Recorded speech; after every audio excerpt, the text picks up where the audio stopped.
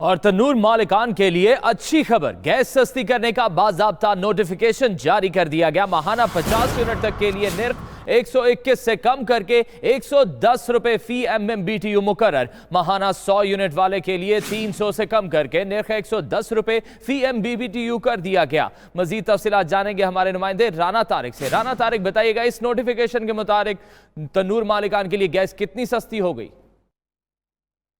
جی دیکھیں، بالکل یہ عوام کے لیے اچھی خبر ہے، تندور صارفین کے لیے بھی اچھی خبر ہے کہ گیس سستی کرنے کا باضابطہ طور پر اس حوالے سے نوٹیفکیشن جاری کر دیا ہے۔ روٹی تندور صارفین کے لیے گیس کے نرخ جو ہیں کم از کم جو ہیں وہ 700 روپے فی M M B T U مقرر کر دیے گئے ہیں۔